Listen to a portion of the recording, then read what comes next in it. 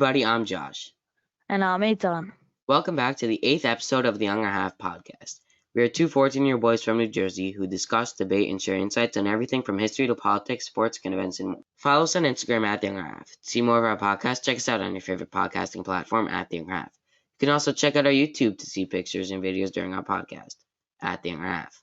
Also, if you'd like to help grow the podcast by supporting us, head to anchor.fm/theyongerhalf/support or click on the link in the description. Today's episode is a monthly special called Holding On to History. Holding On to History is a longer segment than usual, where we will be diving into compelling battles throughout our times. We will also be analyzing and comparing interesting cultures to ours. In today's episode, we will be diving into the Battle of Normandy, otherwise known as D-Day. Enjoy.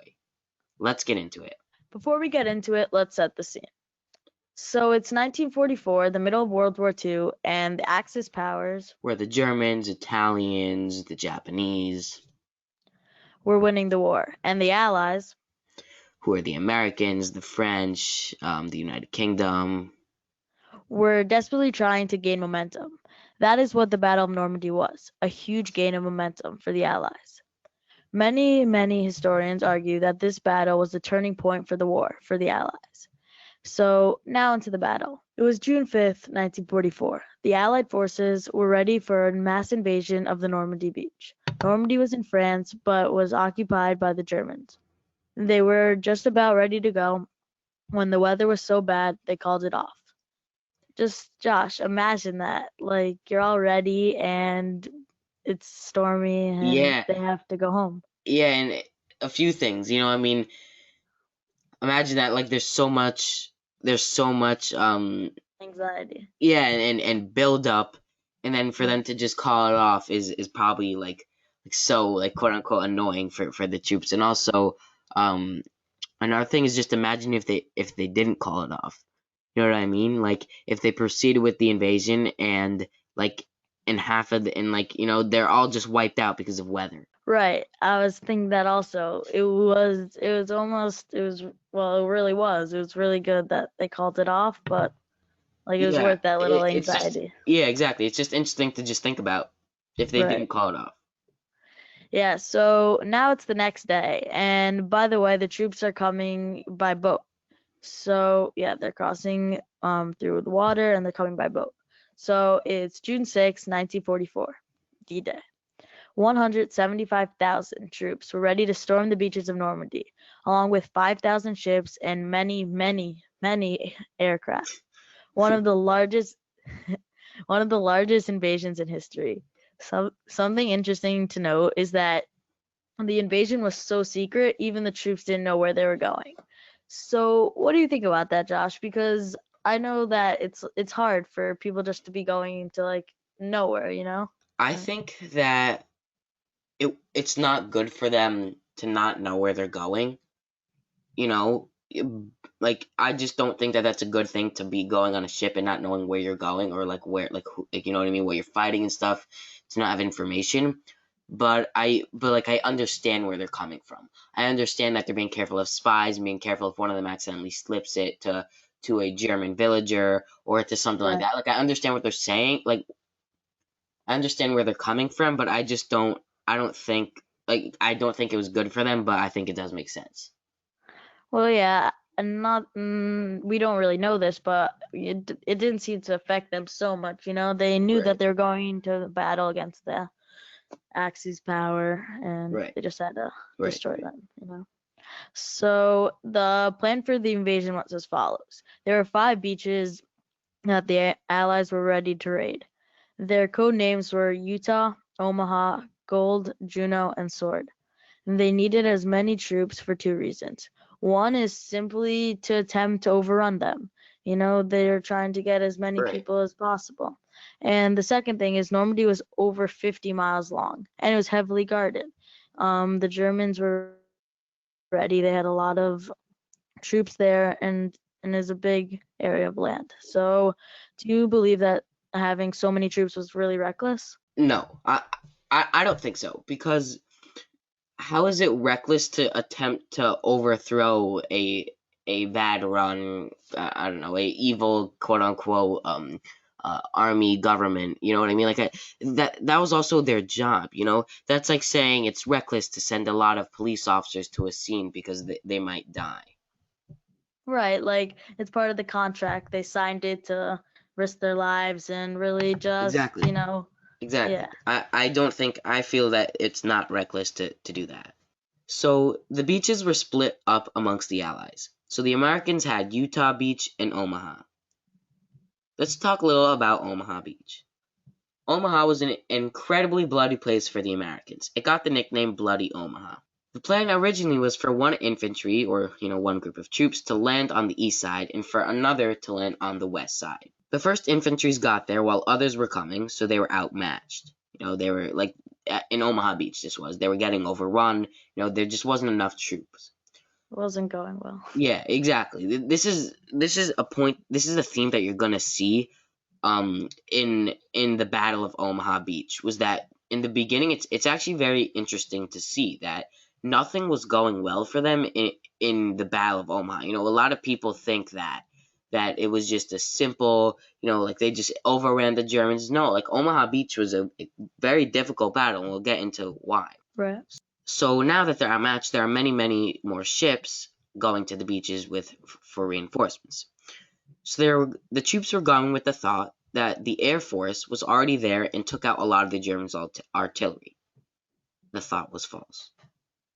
The bombers missed their targets because of bad weather. It's just a little ironic that they delayed the attack because of bad weather, and then the bad weather ended up affecting them anyway.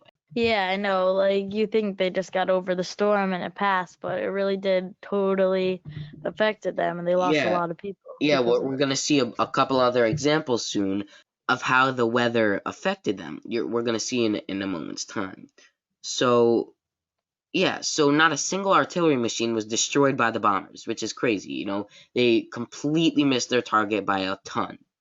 So the reinforcements couldn't even rely on tanks for cover, because out of the 29 tanks that were supposed to go, only 2 made it. Only 2. Whoa, Yeah, that's so again, this is the point I was making, is how everybody thinks that D-Day was just like easy and simple, or obviously not everybody. If you have some yeah. knowledge of D-Day, or who knows, you could be different. um, there was, very difficult battle, and a lot of things went wrong. So another thing was that many soldiers drowned because there was bad weather. Again, the weather ruining everything, and the ships had to stop further away from the beach than they had expected, and they were wearing very heavy equipment. Because of the bad weather, of the 9 companies at the beach, only 2 landed where they were supposed to. That to me is the coolest fact so far. Is literally everything has gone wrong. And that's a to me a good like takeaway lesson. That's a great lesson like in life. Everything is going wrong. Only 2 out of your 9 companies landed on the beach. This is obviously like a metaphor. Yeah. And it's all everything's just going trash. Everything is terrible. And look at this. This was the turning point of the war. I think that's a really good lesson in life. What do you think? Yeah, like when we were researching this, I was completely shocked. I have to be honest. I was like, "What? This went wrong." I was like adding it in, and like this went wrong and that went Yeah, wrong. yeah, Yeah, so yeah. I agree with you. It's I think it's it's a a big yeah. metaphor. It's a good lesson to take in life. Yeah, like it might not be clear as day, but Yeah, exactly. things can go well. Yeah. One of my favorite quotes that I heard from, I think it was my older sister, was that a glow stick breaks before it glows. That's powerful. Yeah, right. It also it took me a Yeah, that second to think about, but like just think about that. It's yeah, such a great like inspiring cool quote. that's really deep. Yeah. Yeah. So so nothing's going right for the Americans right now. It's all going downhill. 2 out of the 9 companies only made it. 2 out of the 29 tanks made it. The troops are drowning. Everybody's getting shot. So a clever thing that they did was the Americans noticed, that they were in trouble. They're like if this Yeah. continues, we're toast. So what they did was that they brought destroyers, which are massive ships, massive navy ships that have artillery on them and heavy machines. Sorry, I don't know what I'm saying, but heavy like machine guns. I don't know, whatever. They're powerful. Was what I'm trying to say. um, so they brought in destroyers kind of to take the place of the bombers. So the destroyers destroyed. um, sorry, dad joke alert. Mm. They destroyed many artillery. Um, which was a huge gain of momentum. You know, we keep bringing that word up with D-Day. Huge gain of confidence, everything. You know, now they're moving on. They're moving forward with the attack. So this was a big turning point in the battle, despite all things going wrong in the beginning of the invasion. This was a turning point in the battle, despite all things going wrong in the beginning of the invasion of Omaha Beach. The invasion in the end was a huge success. German casualties are estimated to be about 4 to 9,000 troops. The Allies captured an estimated 200,000 prisoners of war. Like I said, it was a big success for the Allies. This was a big turning point. You know, the Americans and the Allies continued winning many more battles after this. And eventually, we all know how World War II ended out.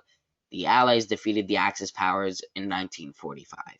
On to the next topic. Breaking news recently, the governor of New York announced that schools will be opening. So, what are some general thoughts that you have? I think it's a good thing. Although there are many risks to it, I kind of am happy to see Yeah, that we're going back to yeah, school, I you was know? about to say, especially us from experience. Um, you know, a lot of people, I'm not saying that they're not at risk, but a lot of people have been, you know, focused on like the teachers. It's so hard for the teachers to just, I'm not saying that nobody's focused on the students. I'm not trying to call out for attention, but I'm just pointing Right. out something that I've noticed.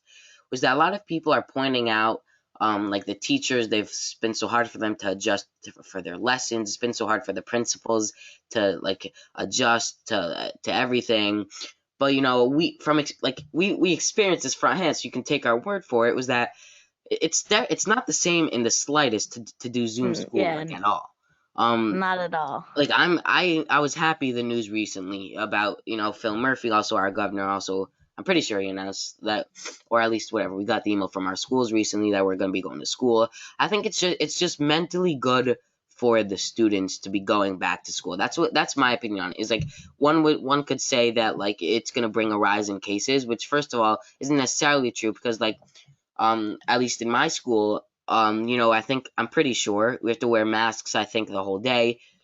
There's a whole lot of Yeah, other precautions they're taking, right? It's there. I think there's something like about yeah, like certain classes only being the hallway, maybe the teachers moving around. So there are really a lot of precautions in place. right. So yeah, Governor Murphy said that any student has to wear masks the entire Oh yeah, day. he did. Okay. Uh-huh. And also as I was reading my school in particular, I'm sure it's the same with yours, I got a little comfortable, like just reading it. There was so many precautions, like the teachers themselves, like are having plexiglass around their desk. Right. We all have to wear masks, like, and social distance, and we're gonna be like Yeah. spread And out. also in my school, what they're doing is, from my understanding, is that I don't really understand the point of this, to be honest with you.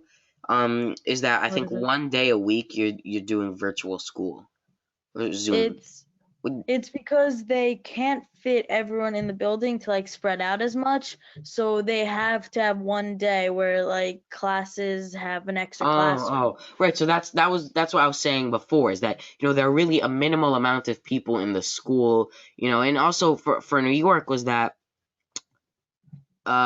in New York State, this statistic I'm about to say is for New York State. Fewer than 1% of cases are testing positive for COVID. And Mayor De Blasio said that if the positivity rate goes 3% or above, then they can't open. Which is just a Right. scary like thing for me, at least, because the thought of going back into quarantine or into Zoom school is kind of frightening. But that's I think that is going to be something important for this year. Is if as students and as schools we can go into the year kind of expecting or prepared to go into Zoom school, then I think we'd be significantly better off than before. You know what I'm saying? Right. It's almost the inevitable that there's gonna be it's hard to say, but it seems that we're gonna, or even not even in schools there's gonna be a spike, but there might be a spike around, like in our towns or in our state, that's gonna cause us to go back into Right, quarantine and like back De into Blasio Zoom. said. Sorry to cut you off, but like De Blasio said before, is that if the positivity Right. rate goes above 3%, then they can't open. Right, and it's almost the inevitable. I hope it's not I Yeah, really hope it's I not, but mean, it seems to be. not like the problem here in a lot of places that like not many people care. Like nobody's really cared that Yeah. much since the beginning. Like like no mask. Like a lot of people are not social distancing. You know what I mean? I mean, mask is a different thing. Mask is just like for hard to maintain social distancing. But you know what I mean? That's I feel like is the problem. Right, and it's sad to think that people like, oh, we're young and we can't we're invincible. But I don't know, you can still be a super spreader and you still have to take things with precaution. I just think that it's really selfish. Like as you're talking about one of our way back in like one of our Yeah, first episodes, I think it was it's selfish. yeah, yeah. Should have checked that out by the way. So on to the next topic. A girl named Hannah was suspended and then unsuspended after posting a picture, and I'm sure many of you saw it, in of a crowded hallway in her Georgia school. And the post went viral. I think it was a Twitter post, and it went viral. And I think millions of people, a lot of people saw it, and everyone was really just upset. They with all these precautions that we were just talking about wasn't no none of them were in place, and some of the kids were even not wearing masks. So they um when when the principal found out she I, posted it, he suspended her for he said he said that it's because she like took pictures of minors, but that was my question. Was what was the stated reason for her suspension exactly? I didn't really read up on this. so I'm not 100% sure, but something along the lines of like taking pictures of the kids and she didn't have like permission. But I think it's That's just complete such. garbage. I mean, She, then ban Snapchat. Like yeah. No, I that's. think it was I think just I think it was it's bad because publicity. yeah, exactly. Showing a bad reputation that is students are not social distancing, and 9 students have tested as of today have tested positive from the school. I think that that's probably the most likely scenario, or might Right, that. likely motivation. That's garbage. That brings me. That's like sad for me. You know what I mean? That like Well, he unsuspended her after everyone not was like necessarily this. suspended, but a few things. That's the way your school is like being run. Especially now. Like that's what we were literally just talking about our previous topic. Yeah, you can't disregard all these precautions. And even, I don't know if you heard, a nurse from that school, or it was the school district, quit because she was so upset about how they were handling it. And she's like, I don't Really? want anything to do with this. Yeah, I heard that Wow. she just quit. It's scary. Yeah, I mean, right. Also the other thing is that like it's not like it was like a pool party with like amongst friends. Like, you know what I mean? You're a school with like that's run but like through like it's like has a license, has Government, also yeah. yeah. It's like you know what I mean? Yeah, but also the governors there are saying, "Oh, why you like don't wear masks?" There are a Oh lot yeah? of things in that area. Yeah, they don't believe in it. So, but still, Wow. it doesn't make Right. anything right. So just a few announcements. We have a lot of big things coming to by the hopefully the end of August. So hopefully launching within this week is theyoungerhalf.com, our website, where you can see more information about us.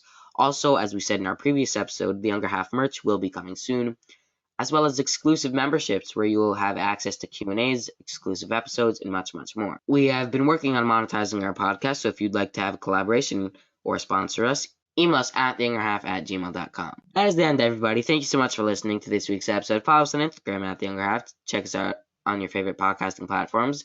Subscribe to us on YouTube at The Younger Half, and if you want to help us grow, consider supporting us on anchor.fm/theyongerhalf/support or plus on the link in the description. For questions or comments, email us at theyongerhalf@gmail.com. Have a great week, everybody. Stay safe.